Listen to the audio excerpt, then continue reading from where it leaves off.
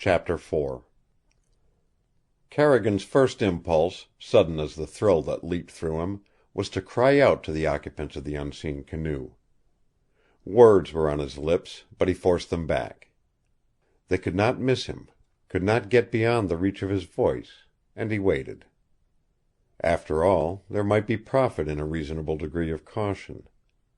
He crept back toward his rifle, sensing the fact that movement no longer gave him very great distress. At the same time, he lost no sound from the river. The voices were silent, and the dip, dip, dip of paddles was approaching softly and with extreme caution.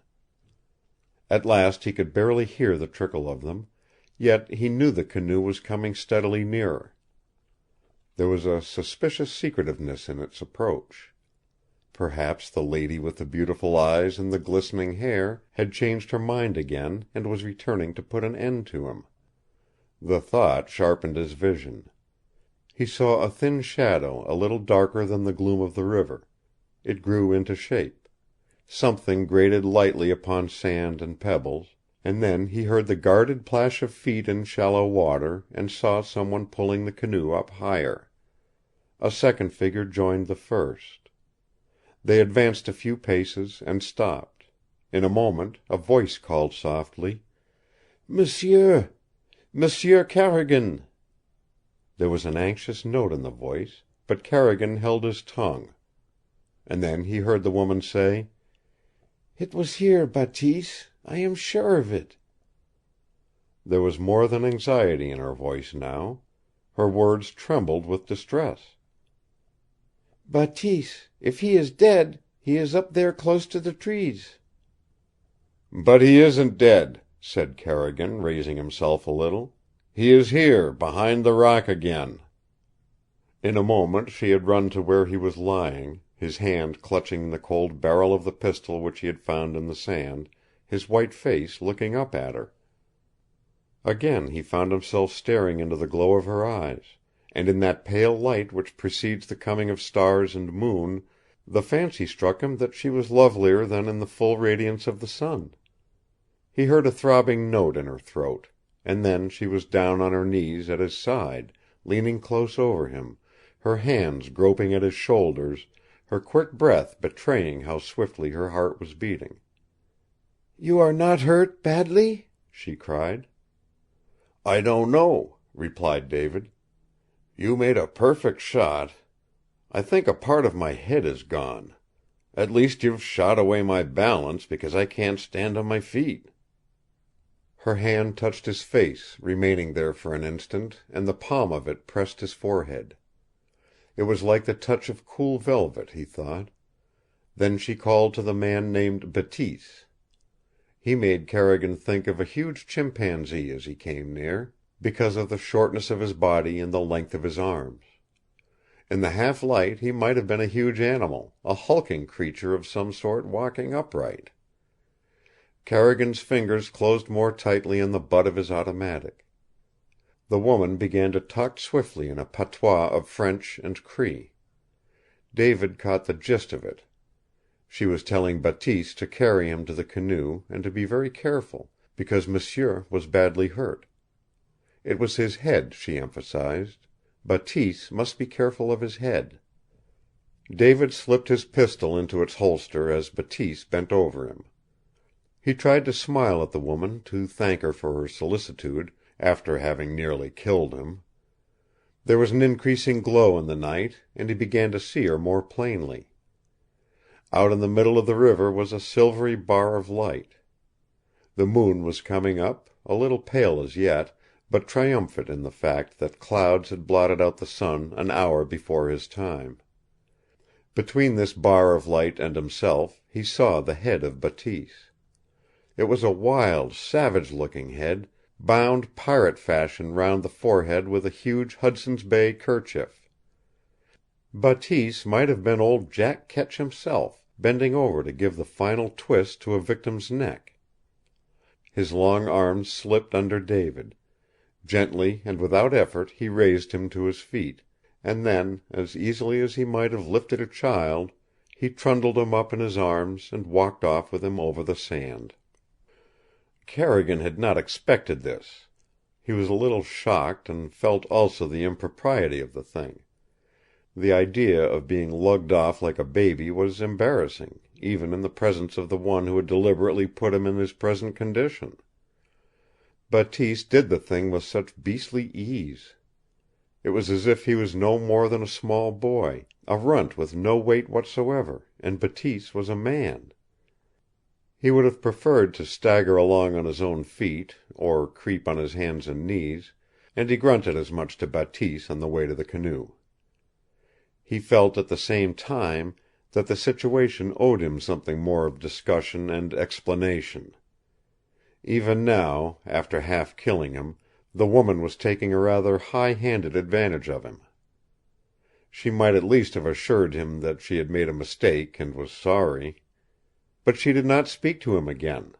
She said nothing more to Bateese, and when the half-breed deposited him in the midship part of the canoe, facing the bow, she stood back in silence. Then Bateese brought his pack and rifle, and wedged the pack in behind him so that he could sit upright.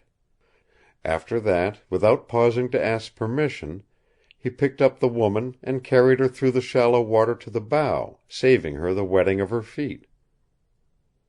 As she turned to find her paddle her face was toward David, and for a moment she was looking at him. "Do you mind telling me who you are, and where we're going?" he asked. "I am Jeanne Marie Anne Boulin," she said. "My brigade is down the river, M'sieu Kerrigan." He was amazed at the promptness of her confession, for as one of the working factors of the long arm of the police he accepted it as that. He had scarcely expected her to divulge her name after the cold-blooded way in which she had attempted to kill him. And she had spoken quite calmly of "my brigade." He had heard of the Boulin Brigade. It was a name associated with Chipewyan, as he remembered it, or Fort McMurray. He was not sure just where the Boulin scows had traded freight with the upper river craft. Until this year he was positive they had not come as far south as Athabasca Landing. Boulin, Boulin. The name repeated itself over and over in his mind. Bateese shoved off the canoe, and the woman's paddle dipped in and out of the water, beginning to shimmer in moonlight. But he could not for a time get himself beyond the pounding of that name in his brain. It was not merely that he had heard the name before. There was something significant about it, something that made him grope back in his memory of things. Boulin! He whispered it to himself, his eyes on the slender figure of the woman ahead of him, swaying gently to the steady sweep of the paddle in her hands. Yet he could think of nothing. A feeling of irritation swept over him, disgust at his own mental impotency. And the dizzying sickness was brewing in his head again. "I have heard that name somewhere before," he said. There was a space of only 5 or 6 feet between them, and he spoke with studied distinctness. "Possibly you have, monsieur." Her voice was exquisite, clear as the note of a bird, yet so soft and low that she seemed scarcely to have spoken. And it was, Kerrigan thought, criminally evasive, under the circumstances. He wanted her to turn round and say something. He wanted, first of all, to ask her why she had tried to kill him. It was his right to demand an explanation. And it was his duty to get her back to the Landing, where the law would ask an accounting of her. She must know that. There was only one way in which she could have learned his name, and that was by prying into his identification papers while he was unconscious. Therefore she not only knew his name, but also that he was Sergeant Kerrigan of the Royal Northwest Mounted Police. In spite of all this, she was apparently not very deeply concerned. She was not frightened, and she did not appear to be even slightly excited. He leaned nearer to her, the movement sending a sharp pain between his eyes. It almost drew a cry from him, but he forced himself to speak without betraying it. "You tried to murder me, and almost succeeded. Haven't you anything to say?" "Not now, monsieur, except that it was a mistake. And I am sorry. But you must not talk. You must remain quiet. I am afraid your skull is fractured." Afraid his skull was fractured? And she expressed her fear in the casual way she might have spoken of a toothache. He leaned back against his dunnage sack and closed his eyes. Probably she was right. These fits of dizziness and nausea were suspicious. They made him top-heavy and filled him with a desire to crumple up somewhere. He was clear-mindedly conscious of this, and of his fight against the weakness.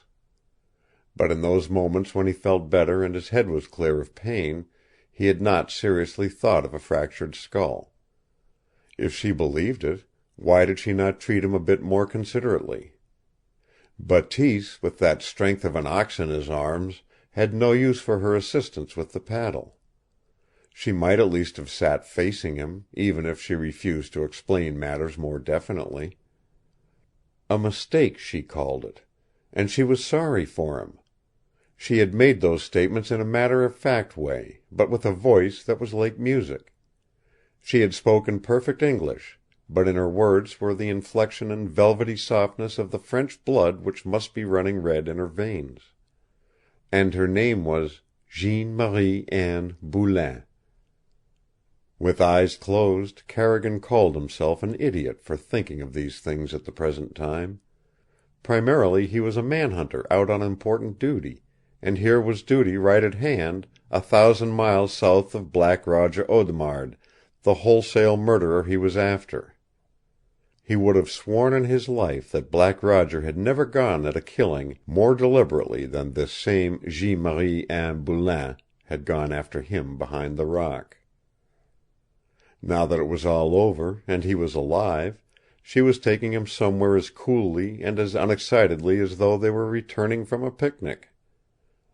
Kerrigan shut his eyes tighter and wondered if he was thinking straight. He believed he was badly hurt, but he was as strongly convinced that his mind was clear.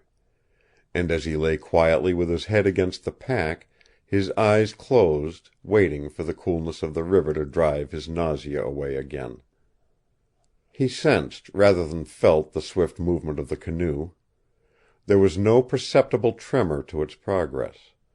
The current and a perfect craftsmanship with the paddles were carrying it along at 6 or 7 miles an hour. He heard the rippling of water that at times was almost like the tinkling of tiny bells, and more bell-like became that sound as he listened to it. It struck a certain note for him, and to that note another added itself, until in the purling rhythm of the river he caught the murmuring monotone of a name, Bulan, Bulan, Bulan. The name became an obsession. It meant something, and he knew what it meant, if he could only whip his memory back into harness again. But that was impossible now. When he tried to concentrate his mental faculties, his head ached terrifically. He dipped his hand into the water and held it over his eyes. For half an hour after that he did not raise his head. In that time not a word was spoken by Bateese or Jeanne Marie Anne Bulan. For the forest people it was not an hour in which to talk. The moon had risen swiftly, and the stars were out. Where there had been gloom, the world was now a flood of gold and silver light. At first Kerrigan allowed this to filter between his fingers. Then he opened his eyes. He felt more evenly balanced again. Straight in front of him was Jeanne Marie Anne Bulan. The curtain of dusk had risen from between them, and she was full in the radiance of the moon. She was no longer paddling, but was looking straight ahead. To Cardigan her figure was exquisitely girlish as he saw it now. She was bareheaded, as he had seen her first, and her hair hung down her back, like a shimmering mass of velvety sable in the star and moon glow. Something told Kerrigan she was going to turn her face in his direction, and he dropped his hand over his eyes again, leaving a space between the fingers. He was right in his guess. She fronted the moon, looking at him closely, rather anxiously, he thought. She even leaned a little toward him, that she might see more clearly. Then she turned and resumed her paddling. Kerrigan was a bit elated. Probably she had looked at him a number of times like that during the past half hour. And she was disturbed. She was worrying about him. The thought of being a murderess was beginning to frighten her. In spite of the beauty of her eyes and hair, and the slim witchery of her body, he had no sympathy for her. He told himself that he would give a year of his life to have her down at barracks this minute. He would never forget that 3/4 of an hour behind the rock, not if he lived to be 100. And if he did live, she was going to pay, even if she was lovelier than Venus and all the Graces combined. He felt irritated with himself that he should have observed in such a silly way the sable glow of her hair in the moonlight. And her eyes! What the deuce did prettiness matter in the present situation? The sister of Fanchet, the mail robber, was beautiful, but her beauty had failed to save Fanchet. The law had taken him in spite of the tears in Carmin Fanchet's big black eyes, and in that particular instance he was the law. And Carmin Fanchet was pretty, deucedly pretty. Even the old man's heart had been stirred by her loveliness. "A shame," he had said to Kerrigan. "A shame." But the rascally Fanchet was hung by the neck until he was dead. Kerrigan drew himself up slowly until he was sitting erect. He wondered what Jeanne-Marie and Bulan would say if he told her about Carmin. But there was a big gulf between the names Fanchet and Bulan. The Fanchets had come from the dance halls of Alaska. They were bad, both of them. At least, so they had judged Carmin Fanchet, along with her brother. And Bulan— His hand, in dropping to his side, fell upon the butt of his pistol. Neither Bateese nor the girl had thought of disarming him. It was careless of them, unless Bateese was keeping a good eye on him from behind. A new sort of thrill crept into Kerrigan's blood. He began to see where he had made a huge error in not playing his part more cleverly. It was this girl, Jeanne, who had shot him. It was Jeanne who had stood over him in that last moment when he had made an effort to use his pistol. It was she who had tried to murder him and who had turned faint-hearted when it came to finishing the job. But his knowledge of these things he should have kept from her. Then, when the proper moment came, he would have been in a position to act. Even now it might be possible to cover his blunder. He leaned toward her again, determined to make the effort. "I want to ask your pardon," he said. "May I?" His voice startled her. It was as if the stinging tip of a whiplash had touched her bare neck. He was smiling when she turned. In her face and eyes was a relief which she made no effort to repress. "You thought I might be dead," he laughed softly. "I'm not, Miss Jeanne. I'm very much alive again. It was that accursed fever, and I want to ask your pardon. I know that I accused you of shooting me. It's impossible. I couldn't think of it, in my clear mind. I am quite sure that I know the rascally half-breed who pot-shotted me like that. And it was you who came in time and frightened him away, and saved my life. Will you forgive me and accept my gratitude?" There came into the glowing eyes of the girl a reflection of his own smile. It seemed to him that he saw the corners of her mouth tremble a little before she answered him.